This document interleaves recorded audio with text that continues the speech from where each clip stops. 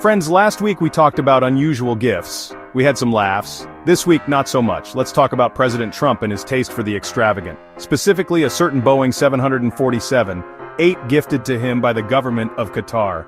We're talking top-of-the-line, customized luxury, a palace in the sky. Oh, and did I mention this flying monument to excess is worth an estimated $400 million? That's not a typo, folks. $400 million. Now I know what you're thinking. John, that's very generous of Qatar, but surely there's more to this story.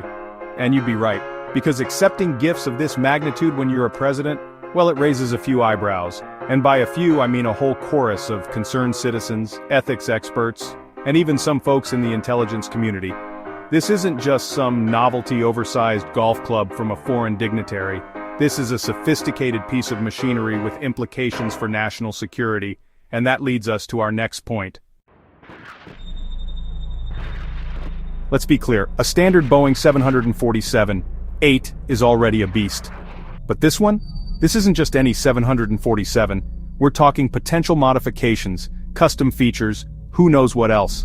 And that's where the security concerns start piling up faster than empty champagne bottles at a Trump rally. Military experts, intelligence officials, even former Secret Service agents have all voiced concerns. Can we guarantee the plane's integrity? Has it been thoroughly vetted for potential security risks? Remember, this is a former president who's no stranger to making enemies. The last thing we need is a sitting duck, flying duck, vulnerable to attack. And it's not just about protecting Trump. It's about the sensitive information he may possess, the potential for international incidents, the whole damn shebang. It's a flying security nightmare waiting to happen. And speaking of nightmares, let's hear what Trump himself has to say about all this. Now, you might expect a man facing this level of scrutiny to be a tad contrite, maybe even a little defensive, but this is Donald Trump we're talking about, so naturally his response was about as subtle as a golden shower in a hurricane. His justification, essentially, he's doing us a favor. See those 2 new Air Force One planes being built? The ones with, actual security features designed for a head of state? Yeah, they're not ready yet. So, in the meantime, Trump's just going to be cruising around in his swanky Qatari air palace. Because why not?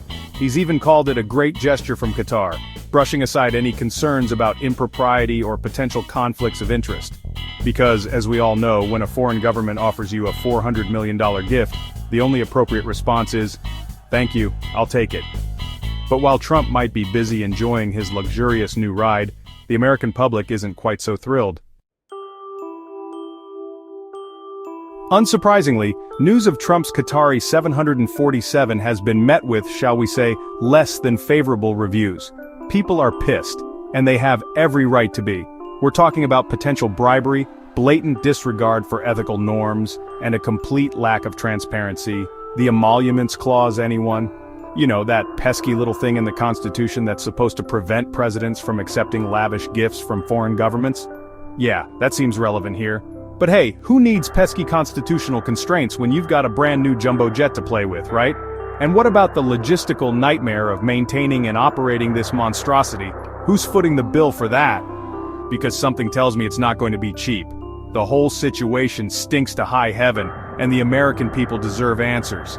But knowing Trump, we'll be lucky to get a coherent sentence, let alone the truth. So there you have it, Trump's Qatari 747. A $400 million symbol of excess, poor judgment, and a whole lot of unanswered questions. And as much as I'd love to say this is the most ridiculous thing we'll talk about tonight, well, it's still early. Stay tuned.